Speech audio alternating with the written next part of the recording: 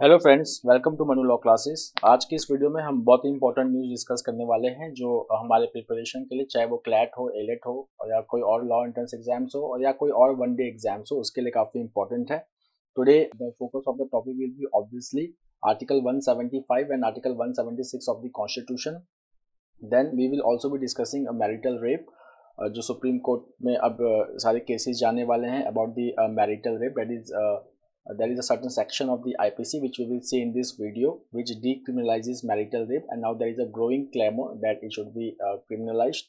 So we will see that information which is important for our exam, and then we will also see Shukrayan, ठीक है, likely to be pushed to 2031. So Shukrayaan एक कौन से planet का mission है इसरो का, वो हम देखेंगे, इसके बारे में हम एनालिसिस करेंगे. Along with that we are also going to study about economy. So economy से related today we are going to see wholesale price inflation. कुछ दिन पहले हमने consumer price inflation पढ़ा था, but today we are going to see wholesale price inflation, and along with that we are also going to see the dip in export, which is the front page news today. It is very important. Then the other important things are collegium system. इसके बारे में भी हम थोड़ा सा पढ़ेंगे, collegium system. And then on editorial page we are going to read about global south also. Okay, voice of global south conference, it was organized in India. So we are going to look at the global south, the concept, from where it is coming, what is G77. ये सब हमारा उस editorial में सारे points clear हो जाएंगे. तो अब हम न्यूज़ स्टार्ट करते हैं. The first news is that exports dipped by 12.2% in a year on slow demand.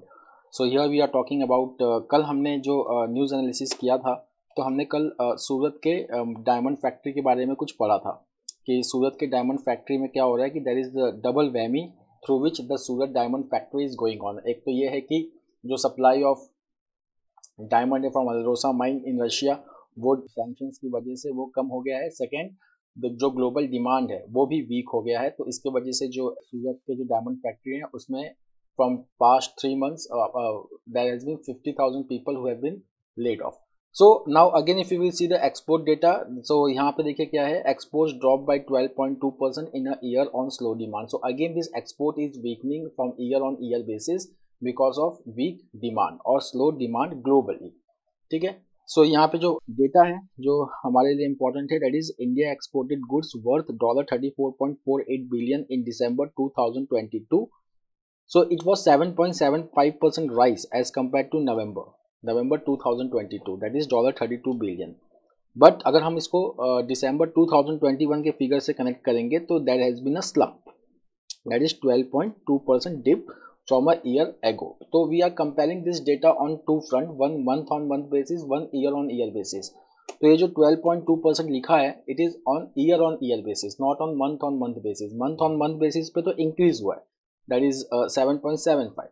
okay, but year basis में ये dip हुआ है, that is 12.2%. अब अगर हम import की बात करें तो इंपोर्ट जो है वो भी कॉन्ट्रैक्ट हुआ है by 3.5% to $58.2 billion from $60.33 billion a year ago.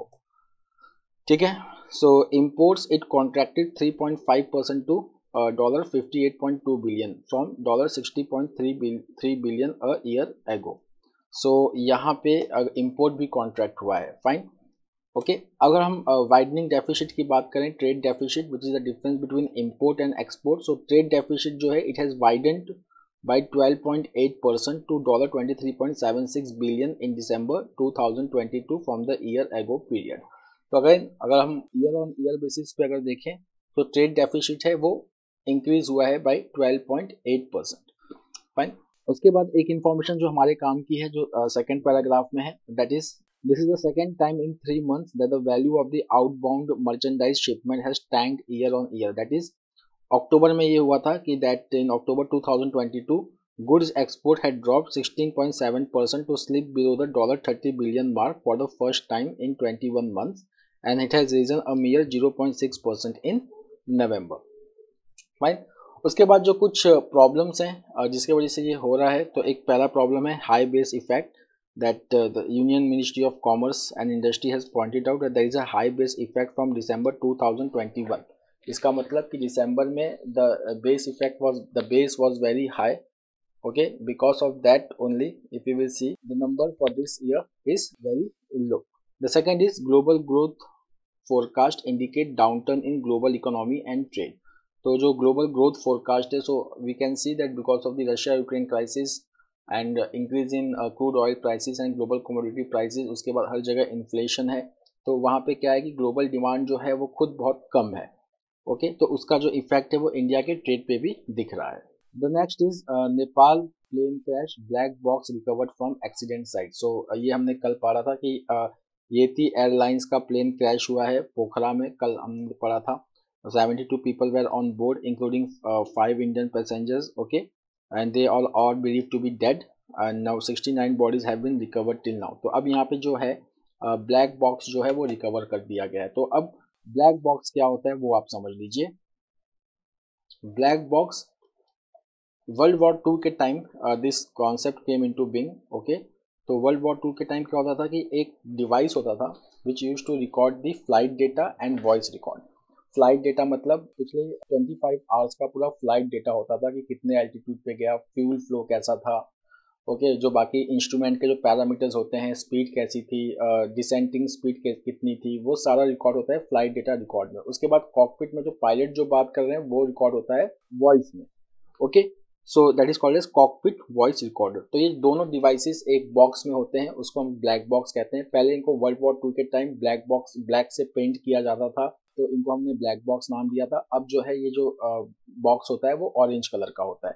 So capturing this black box will give us the real thing that what happened before the crash in Pokhara.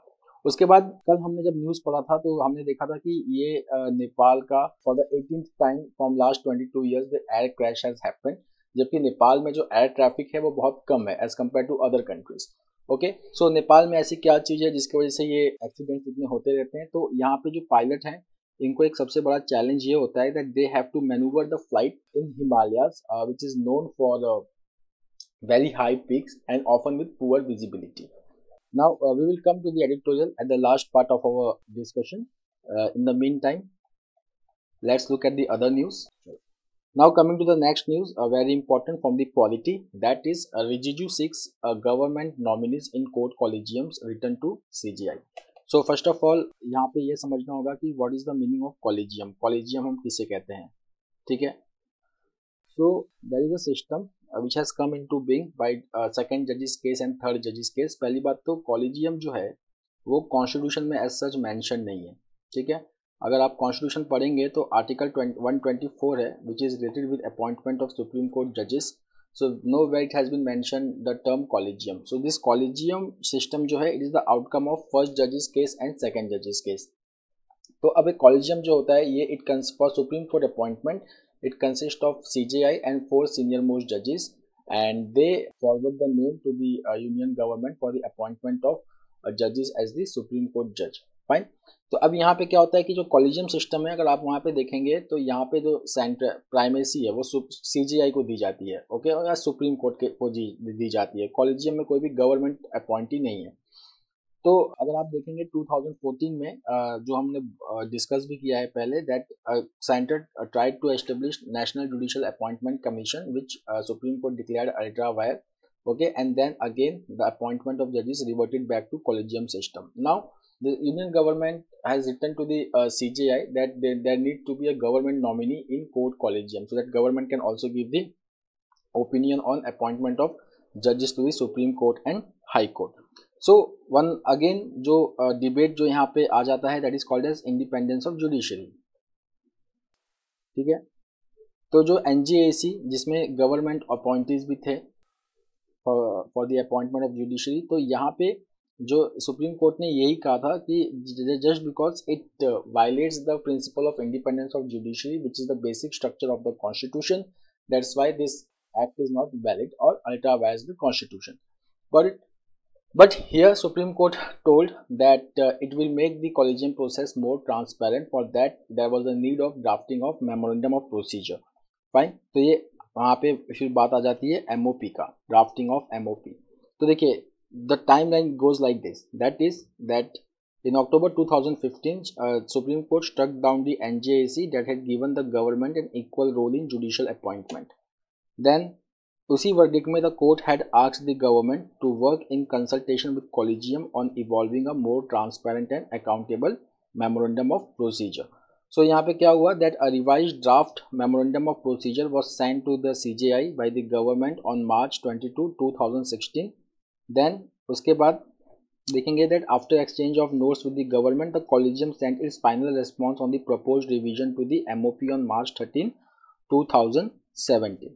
But उसके बाद अगर आप देखेंगे the government had rekindled communication with the collegium on July 4, 2017 and the immediate trigger was the Supreme Court suo motu contempt action against Calcutta High Court Judge C.S. Karnan and his 6 months prison sentence. Fine. The next is invitation to Egypt president for Republic Day celebration is truly historic, says envoy.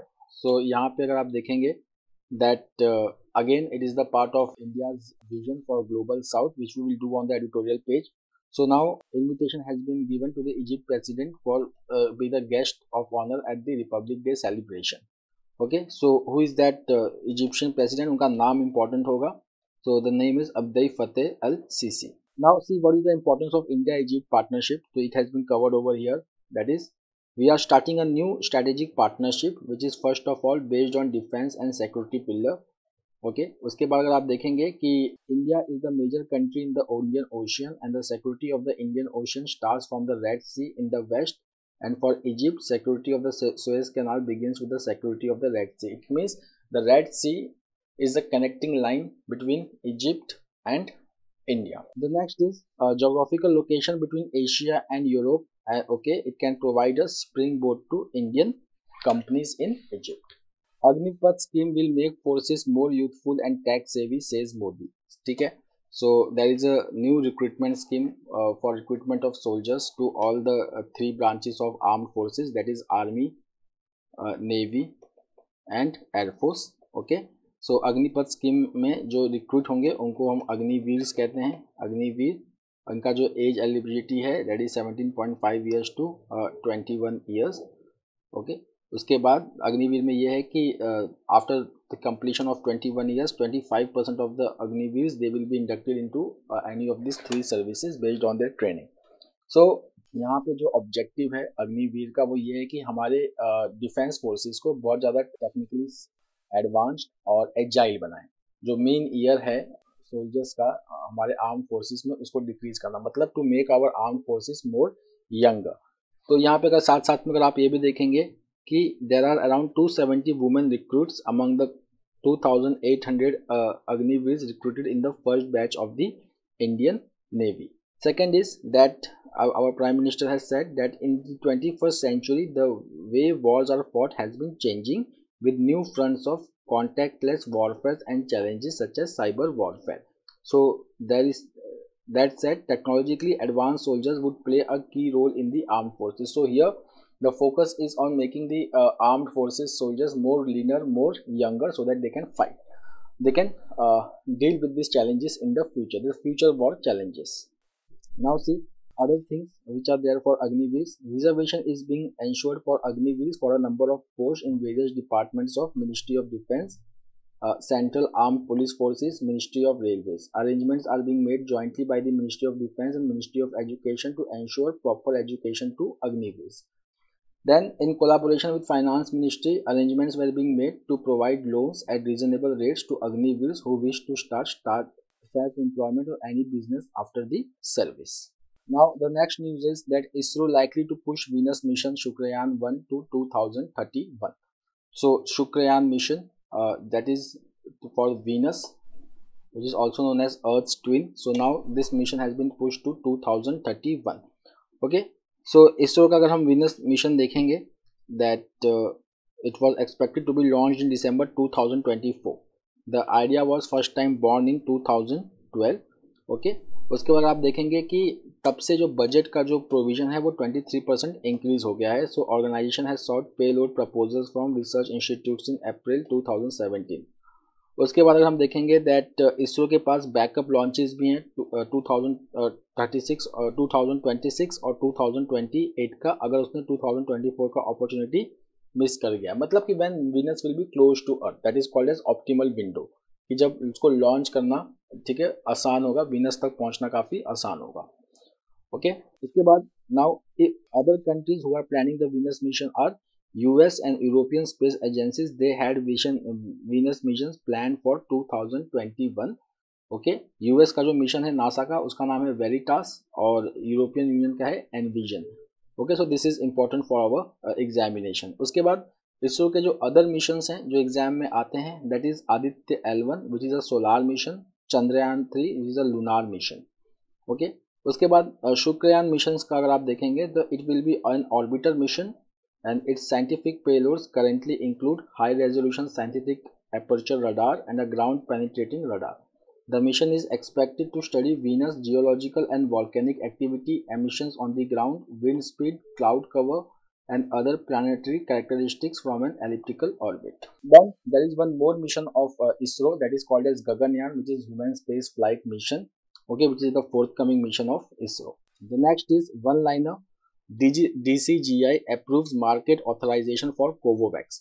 So the Drug Controller General of India has approved market authorization to COVID-19 vaccine Covovax as a heterologous booster dose. What is the meaning of heterologous booster dose? It means that if any of the individual, if they have taken Covishield vaccine or Covaxin, they can take Covovax as a heterologous, means different from Covaxin or Covishield. Now, which company has developed the vaccine which is called as Covovax? So in India, it is Serum Institute of India which is manufacturing the vaccine Covovax for persons aged 18 years and above. The next is Supreme Court to hear petitions against marital rape from March 21. So यहाँ पे Supreme Court is going to seek hear the petitions related to marital rape. So देखिए यहाँ पे issue क्या है, देखिए different High Courts ने different verdicts दिए हैं, जैसे कि the Karnataka High Court had held that man was liable to be charge for rape under the Indian Penal Code if he had forcible sex with his wife. Okay, अगर हम law की बात करें, there is exception to section 375 of the IPC. This is very important section, section 375 of the IPC, which decriminalizes marital rape and holds that sexual intercourse by a man with his wife who is not under 18 years of age without her consent is not a rape. So this is the exception to rape under section 375 of IPC. उसके बाद अगर हम देखेंगे, division bench of Delhi high court in May 2022 delivered a split verdict in a separate case on the identical issue. तो अगर हम देखेंगे, justice Rajiv Shakdher, okay, who heard the two-judge bench struck down as unconstitutional the exception to section 375 of the IPC. The next is news from the world affairs. So the news of obituary. So actor and Italian film legend Gina Lollobrigida dies at age 95 years. तो यहाँ पे जो है आपको बस ये नाम याद रखना है, ठीक है ना, जीना लोलोब्रिगिडा. कभी कभी क्वेश्चंस इस तरीके से आते हैं that Gina Lollobrigida who recently passed away was from which profession, okay, was from which field. So she was from cinema field. Okay, she was an actress. Now coming to 13th amendment. ठीक, 13th amendment. So यहाँ पे है कि as talks with Tamil drag on Ranil pledges full implementation of 13th amendment. So this is related to Sri Lanka and Ranil Wickremesinghe is the president of Sri Lanka. So we are talking about 13th amendment. Okay, so 13th amendment में क्या है, that 13th amendment it is the outcome of India Sri Lanka Accord of 1987, and it seeks to give a provincial autonomy. It seeks to give autonomy to provinces in Sri Lanka holding free and fair elections at regular basis, and is one of the important amendment introduced by Sri Lanka to give the Tamil majority northern provinces certain rights, certain political rights. So now here Ranil Wickremesinghe has said that 13th amendment will be implemented related to provincial autonomy, not only to north but also to the south. Now the next is wholesale inflation. So wholesale inflation slides to 22-month low at 4.95%. तो अगर हम यहाँ पे देखेंगे India का wholesale price inflation, it has slip to 22-month low of 4.95% in December from 5.85 in November. So if you will see that we have already done two types of inflations, consumer price index, that is retail inflation, and then this is core inflation, so wholesale inflation. So it has slide to a 22-month low at 4.95%. अगर हम CPI की बात करें, retail inflation, consumer price inflation, okay, तो consumer price inflation it was 5.88% in November and 5.72% for December. Then In wholesale price inflation, if you will just see that यहाँ पे fuel and power, this is the only category to record an acceleration in price rise from 17.35 to 18.1%. Then if you will see the drop in prices, so same with consumer price inflation. Consumer price inflation में vegetable prices decrease हो रहे थे, तो इसकी वजह से inflation नीचे आ गया था at 5.72%. तो यहाँ पे भी अगर आप देखेंगे food and primary articles they moderated sharply from 2.2% to 0.65% and from 5.5% to 2.4%. Now Malaysia Open. Now this is important from the sports point of view. So if you will just see men's singles in Malaysia Open. So it was won by Victor Axelsen of Denmark by beating Japan's Kodai Naroka. उसके बाद जो women's event has been won by Japan's Akane Yamaguchi who has beaten South Korea's An Se young.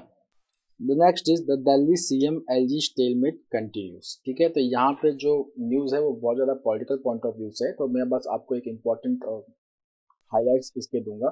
What has happened? So see, the lieutenant governor has appointed Satya Sharma, a BJP councillor, to preside over mayor polls by issuing a gazette notification. Okay, so Aam Aadmi Party has alleged that the LG had bypassed the tradition of nominating or appointing a senior most councillor as the presiding officer and has also bypassed the elected government's recommendation. Okay, so this is the first thing. Second is that LG has nominated 10 eldermen to the MCD who are persons who needed to have special knowledge or experience in municipal administration. तो यहाँ पे भी आपका क्या कहना है that these eldermen they had political links to the BJP and they accused the lieutenant governor of giving them voting rights in mayoral polls. Then if you will see the other problems going on, fine, तो यहाँ पे देखेंगे तो आपको concept समझ में आएगा कि जो दिल्ली है, ठीक है, बाकी स्टेट की तरह स्टेट लिस्ट में सारे सब्जेक्ट के ऊपर लॉ बनाने का जो रूल है वो दिल्ली के ऊपर एप्लीकेबल नहीं है. Delhi does not make rules related to rules और laws related to 3 subjects. So if you will see the 3 subjects which has been excluded from the legislative domain of Delhi government is police, public order and land. Okay, then executive control over all other subjects lies with the elected government, but the LG has been issuing orders on these subjects and have been implemented by the bureaucracy. This is the problem which Aam Aadmi Party is saying, that the LG is issuing orders on all these subjects where the Delhi Legislative Assembly has the power to pass the laws and getting them implemented by the bureaucracy. Then the next problem is about recently Ali's Vaz, Secretary Information and Publicity, Delhi government has issued a notice to the convener of AAP to recover rupees 164 crores spent on political advertisement of the Delhi government. एक पहला problem है. दूसरा problem क्या है? That LG has also sent back a file from the government seeking permission to send teachers from Delhi government schools on an international teacher training program to Finland, which was recently in news. So this is the point of clash between the LG and Delhi government. The next is that Article 239A(4) of the Constitution. So here Aam Aadmi Party is saying that under the Constitution, LG is bound by the aid and advice of the Council of Ministers on all transfer subjects. He can only invoke Article 239A(4) of the Constitution if it differs with the decision of the Council of Ministers. The next is leading from the front. India must amplify views of the global south as president of the G20 summit. So यहाँ पे हमारे exam के हिसाब से important point ये है, first that voice of the global south summit, okay, it was held in India, okay, in New Delhi, and this is the first time where India has made a departure from the looking to the towards the high table of global leadership, like becoming the member of permanent members of United Nations Security Council of G7, and now India is focusing on the developing country who are affected by global inequities. Fine. तो यहाँ पे जो important चीज़ें जो highlight की गई हैं कि जो डेवलपिंग कंट्रीज हैं they are facing the challenges of कोविड-19 pandemic, rising prices of fuel, fertiliser and food grains and increasing geopolitical tension, they have impacted our development efforts. Okay, उसके बाद अगर आप देखेंगे दैट यहाँ पे अराउंड इस समिट में there has been a need which has been highlighted, that is a common future with the global south, okay, and in acknowledge India's common past with the global south. ठीक है, तो global south में majorly वो countries हैं जो एक time में western countries के कॉलोनीज थे.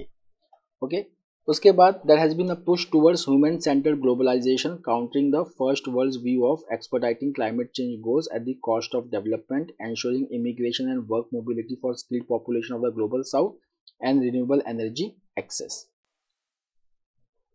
Then the countries which did not participated here, they were Pakistan and Afghanistan. Then the country which has been participating is Myanmar. तो ये भी एग्जाम में क्वेश्चन आ सकता है आपको कि which of the following countries did not participate in the Voice of Global South conference. So Pakistan and Afghanistan. Myanmar it had participated. Then there is one group which is called as G77 group. Okay, तो ये G77 क्या है? It is a group of developing countries, okay, of the United Nations. तो इसका जो इस बार का जो प्रेसिडेंटशिप है, it is with Cuba, okay. So that is also one of the point you should remember. The next is this is an address of great constitutional importance. So here there are two articles which is being discussed, Article 175 and Article 176. So friends, we already know that in Tamil Nadu the governor he walked out while making a special address. तो जो special address है, it has been mentioned in Article 176. Article 175 जो है वो भी governor address को कहता है that governor can address both the houses anytime, okay.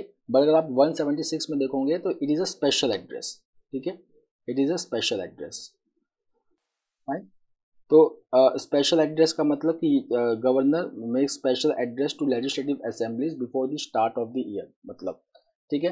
सो यहाँ पे जो स्पेशल एड्रेस होता है उसमें जो गवर्नर है वो अपने पर्सनल जो उनके पॉइंट्स हैं या व्यूज़ हैं वो नहीं बोलते, वो जो गवर्नमेंट का जो व्यू पॉइंट है या गवर्नमेंट के जो पॉलिसीज़ हैं और प्रोग्राम्स हैं वो उसके बारे में यहाँ पे बात चलती है, ठीक है.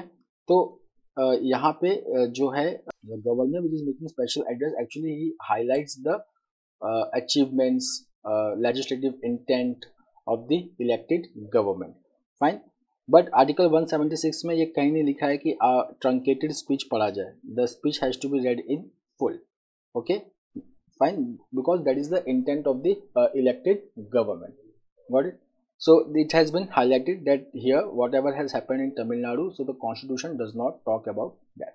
The next is social equalizer. So recently हमने एक last week हमने एक news पढ़ा था that Union Cabinet has recently decided to earmark rupees 2,600 crore for providing banks with an incentive to promote digital payment, ठीक है. तो ये issue मैं आपको समझा देता हूँ. That is called as merchant discount rate, ठीक है. So suppose if any bank is dealing with online transactions, so they levy certain charges, okay. So now the government wants to provide a equal playing field for banks and the other companies which are into the digital payment through UPI. So here the government has earmarked rupees 2,600 crore for enabling the banks to forego the charges made under merchant discount rate, so that banks can also participate in the online digital payment as compared to other apps which we already have. So friends, that's all for today. We will meet tomorrow again with a daily Hindu analysis. Till then, have a nice time. Take care. Thank you.